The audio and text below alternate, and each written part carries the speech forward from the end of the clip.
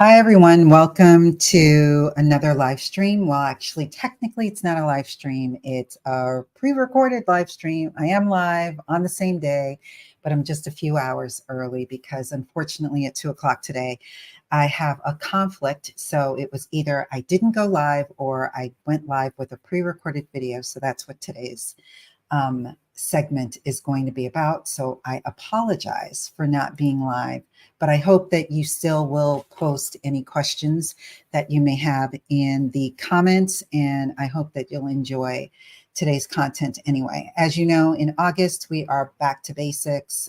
Last week, we talked about the importance of having an audience. And so today, I wanted to talk about getting to know your audience. How do you learn who your audience is, and more importantly, what is it that they need? And I want you to sort of think of equate knowing your audience and the steps that you need to go through in getting to know your audience with building a house. In order for you to get a house, you first have to get the blueprints and lay down all of the basic information first before you start to build that house. And that's kind of how you have to look at video marketing, is that you have to start with the core foundation, and that is your audience. And the next level is really understanding what your audience needs so that you can put together all of the elements that you need to in order for you to figure out what it is that you want to share, the information that you want to share with your audience. This is really crucial in allowing you to create the right kinds of content that's going to be engaging to them and that's going to keep their attention. So as you can see, I'm sharing my screen today. I'm going to do a quick presentation that hopefully will walk you through some of the key components that you need to understand and use in order to get to know your audience a little bit better. So the first thing that you need to do is you have to identify who that ideal viewer is. I call them a ideal viewer persona. You can call them your customer persona, your client persona, your buyer's persona, whatever you want to call them. That is totally up to you. You really need to know who this person is as specific as possible. This used to be an area that was quite confusing for me. Particularly for those of you who are starting out, you may not have a clear understanding of who your audience is. For those of you who are better established and you've been doing it for a minute, you do have some people that you know maybe have benefited from the services that you're offering, and those are the people that will be your ideal viewer persona or your ideal client avatar that you would need to expand and just have a generic understanding of who they are, what their age is, what their interests are, what their challenges and goals are, what do they do, how much do they make, all kinds of information like that. So there are a number of ways that you can obtain this information. You can interview current clients. You can do surveys of your audience, and I'll talk about that in a little bit. But if you do not have any clients, which I'm sure that there are plenty of people who are experts at what they do. They're transitioning from working at a company and now they're going to be working for themselves, but they're going to be providing a service that they're an expert in. It's going to be a little bit different in terms of what you were doing for the business versus what you're going to be doing on your own. And you may be at a loss as to who that person is and really identifying a persona. It took me a long time to recognize I had to name the person. I had to have, even if they could have an ethnicity, I needed to do that. I needed to understand how old they were, what books they read. I mean, just all kinds of detailed information. And it really rendered me paralyzed for a really long time. I could not for the life of me. But thanks to AI, we now have the capability of doing that. So I'm going to share with you a video that I created of me walking you through how I use one of the AI tools that I like to use. I actually use ChatGPT along with a plugin for ChatGPT called Keywords Everywhere.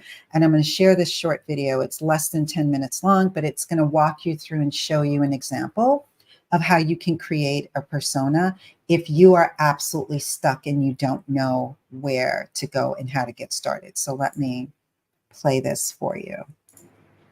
In this video, I'm going to share with you how I use ChatGPT and how I help my clients figure out what their client persona could be. There are a multitude of ways that you can do it. This is one of the simplest ways to get started. So I just wanted to come in and share with you what I do when I'm just hitting a block and I just can't figure out exactly what to create. So I use ChatGPT with an extension called Keywords Everywhere. And so if you have a subscription already to Keywords Everywhere, all you need to do is get the plugin for ChatGPT, and it will appear. You'll know that it's activated when you see it over here on the left column, as well as when you see this little icon up here, and when you hover over it, you're able to do a multitude of different things. But I want you to go over here to where it says templates. And under templates, I then want you to go under productivity, and then where, oh, sorry, that's the wrong thing, marketing. And then I want you to go to miscellaneous, and then I want you to go to create buyer persona. And so here it sort of maximizes your ability to succinctly figure out exactly what it is that you want to see in a buyer's persona.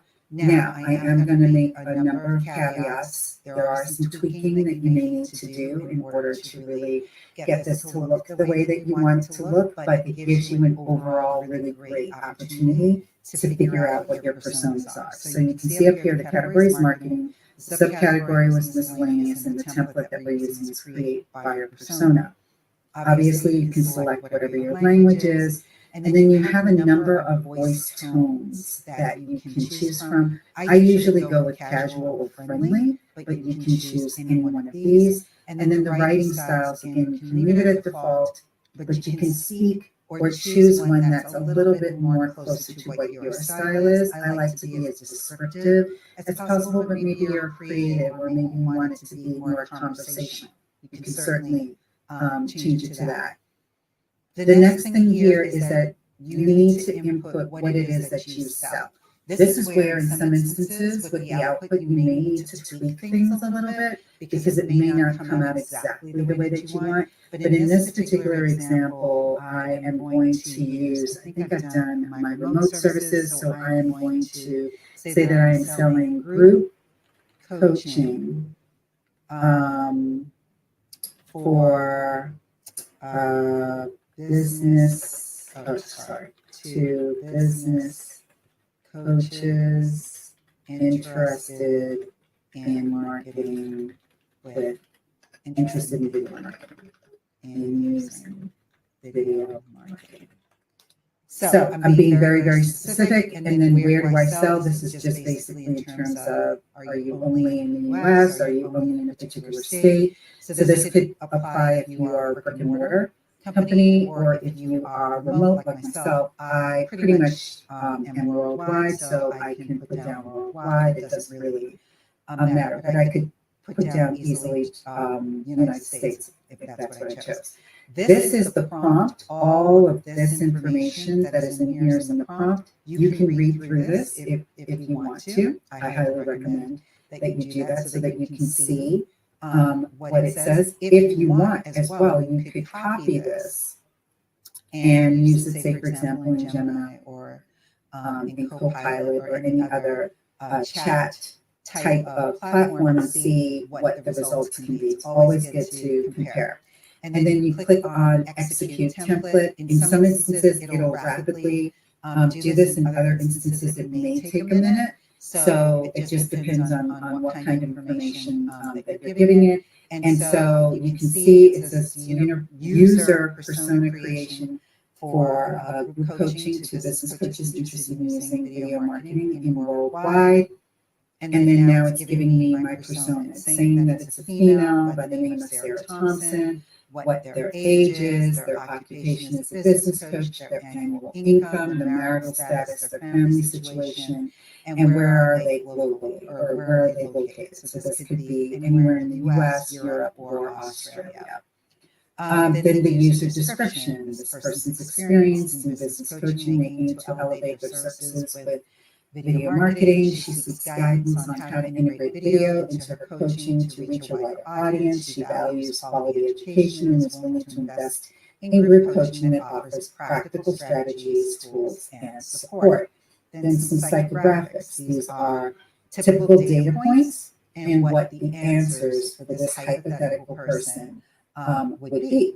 And then what are their shopping behaviors? This gives you an idea in terms of how much money, hypothetically, would they be wanting to invest in a program that provided the services that you have. How often would they want to invest in this? What are their preferred channels, etc. So you can, from here, ask specific questions. You can also even say, well, what is a specific pain point that this person, let's see, what does Sarah currently struggle with the most that is preventing her from creating videos to market her services? So we can type that in and see. Okay, her biggest struggle preventing her from creating market is her lack of confidence with video production. She feels overwhelmed by the technical aspects of video creation, such as editing, lighting, and equipment. She's unsure of how to present herself on camera. Additionally, she's pressed for time, making it hard to prioritize learning new skills while managing her coaching business. She also worries that the videos won't deliver a clear return on investment, causing hesitation in fully committing to video marketing. So that is definitely something that a lot of people experience, and I'm doing this persona obviously based on myself and my business. So I can understand all of these elements, and if I want, I can even dig a little deeper, asking more detailed questions so that I can have a clearer understanding of how this persona would respond, and therefore what I need to do to attract them to my services or to create content or specific programs or services that would be able to address some of the problems they're having. So this really, for those of you who are absolutely clueless as to where to get started, this is a great start and it's a great option, and I highly recommend it.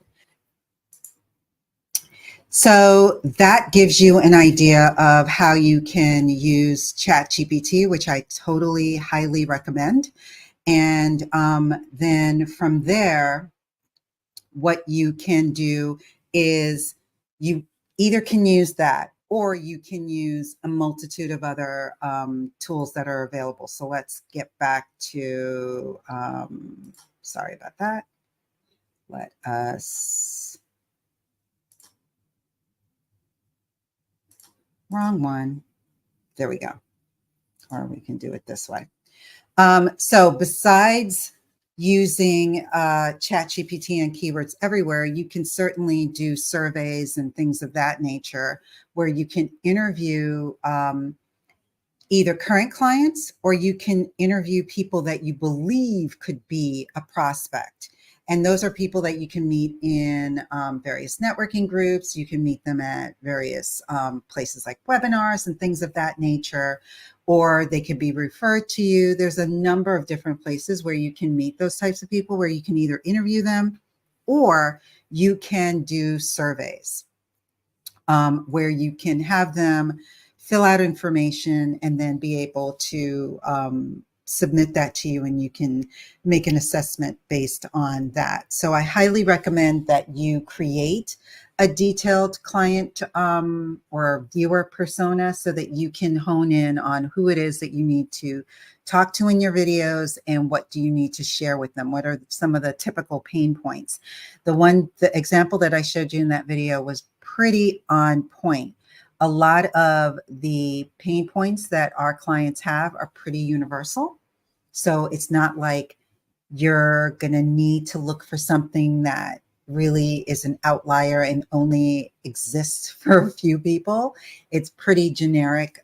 Some of the pain points that we all have, depending on, regardless of what it is that we're targeting. So I would highly recommend being able to do that. The other thing that you can look at is analytics. And this doesn't just pertain to YouTube videos. This pertains to analytics regardless of what platform. So if you're heavy on Facebook or LinkedIn or Twitter or Instagram, Pinterest, wherever it is, you may want to look at you will want to look at your analytics to see what posts, whether it's video, still, image, regardless of or text, regardless of what it is, what's resonating with your audience based on the topics that you're covering, what's the view count, what are the number of shares and likes and comments, and obviously if it's a video and you have the ability to see how long they're watching the video, then that's an option as well, because that can reveal a lot of information to you as well. So definitely pay close attention to the analytics of the platforms where you are on,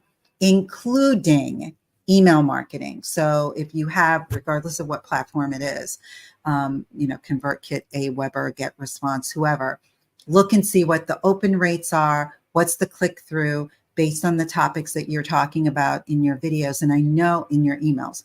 And I know for some platforms, I guess it can go even more in depth. So if you have that kind of subscription, try to get as much information as you can, because that, again, will tell you more information in terms of what is it that they're interested in. Also, a lot of your email platforms do have the capability of allowing you to do polls.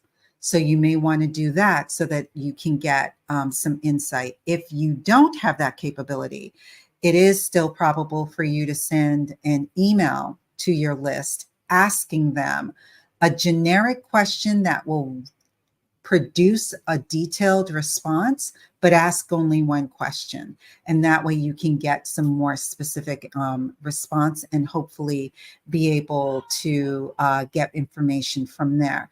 I know also with some people with their emails, they're able to get and hone in to the demographics of their audience. And whenever they sign up for their email, they'll have various questions that can be asked. I happen not to do that. It didn't dawn on me until years and years and years later. And I still haven't really gotten around to doing that. But there are some people, because I've filled out information to get on certain people's lists where they will ask some demographic type information in terms of like age range and what do you do and where are you located and things of that nature. So consider doing that as well. And so here are just a number of different things that you can do that will allow you to conduct research on your audience. And I've mentioned them already. So you can do surveys, which will allow you to gather some information. You can certainly use Google Forms. You don't have to go and buy or subscribe to a platform. I think SurveyMonkey still exists.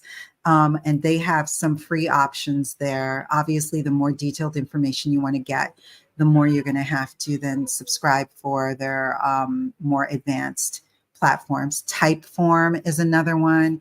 And there are some other platforms that are out there. You may also want to gamify some of your forms that you're putting out there. I know quizzes are still a thing. So you may want to do something in the form of a quiz, which will allow people to give the information that you want to get. But at the same time, it's interactive enough that it's providing them with helpful information so that at least they're walking away with a solution, even if it's a mini one, through some sort of a quiz. You can certainly do interviews, and I would do interviews through your free consultations if you offer them. You can have them either fill out some sort of a form. I know with me, regardless of what type of consultation you're doing with me, you will need to fill out a form. So it allows me to understand the pain points with my audience a lot more.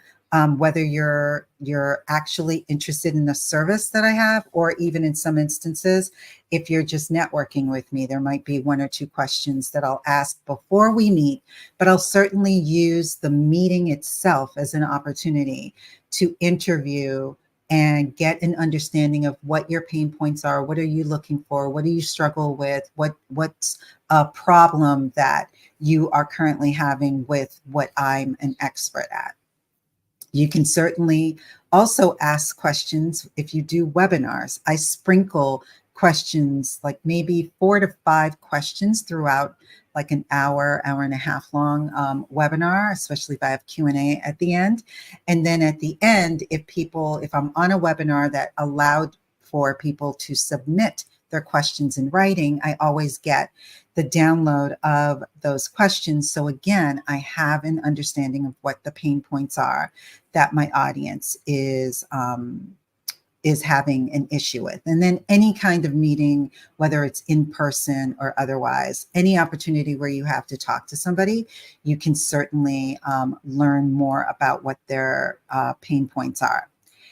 If for whatever reason you're not at that stage where you're doing networking calls, where you're having an opportunity to do webinars, or you have the opportunity to talk to somebody, then I would utilize social media platforms. So you can go into social media groups such as Facebook groups. Maybe it's a membership that you're a member of.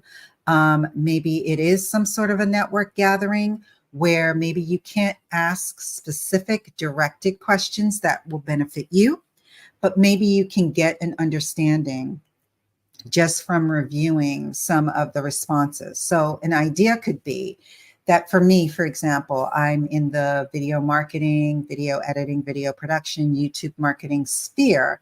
I could join a group that targets that audience that's obviously run by a guru that's bigger than me.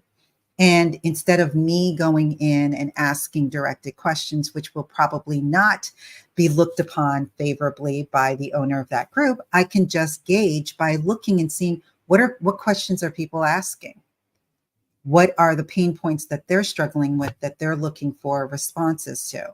So that is something that you can certainly do in whether it's a Facebook group, or maybe you're a member of an organization that, again, is a higher level of what you want to do, but they're going to still have the same types of questions that people are asking. So you can get an understanding of what their pain points are and use that. You can also go on to gurus or people that are above you and go onto their YouTube channels and look at the comments and see what are the questions, what are the comments that people are saying, because those people are likely to be ideal clients of yours, or at least they share in common the pain point with your ideal audience. So at least it will give you some insight in terms of other areas that you may be an expert in. And so those are just some ideas that you can utilize in order for you to figure out what your audience may be needing. So let's recap. So the first thing that you want to do is you want to define your audience, because by defining your target audience, you need to and will be able to identify what their pain points are, what are they struggling with, and then match that to the solutions and the ways that you can help your audience. In order for you to do that, you need to create a detailed persona. It can't be something superficial. It really needs to be something that's detailed. And the reason and the logic behind that is because you'll be able to talk directly to that person. You don't have to worry about trying to talk to the masses. You'll be able to talk to, in my video example, Sarah Thompson. I know exactly what Sarah's problems are. I can address all of those problems in my video. And even though I'm only talking to Sarah, it will reach other people, because every person that you're identifying as a potential client represents so many more. So you're still going to be talking to the masses, even though you're only speaking to one person. and then use the analytics that you have access to, whether it's from Facebook, Instagram, LinkedIn, wherever it is, even if it's on YouTube. You'll be able to get some demographic information for sure, and you'll be able to get understanding of what are they attracted to, what are they clicking on, what are they reading, what are they commenting on, and whether it's that they're doing an emoji or if they're actually using the words to talk about whatever it is that you've mentioned. So again, thank you for paying attention, for being here today. I'm sorry that I wasn't able to come in live, but I'll be back next week, and I'll be able to share with you what we will be talking about next week, which will be getting started with video marketing. And then at the end of the month, the last live is going to be me answering your questions. So if you have any questions with regards to video creation, video marketing, YouTube marketing, whatever your questions may be, please submit them to me, because I will be going through the questions that are submitted and then doing a live where I'm going to be responding to those questions live. And that's going to be on the 28th of August at 2 p.m. So definitely, if you have any questions about the personas and knowing your audience, feel free to post them here and I will respond to as many as I can. And then I might leave some left over for the end of the month when I do the Q&A live on the 28th at 2 p.m. All right. So take care and thanks as always for watching. Take care.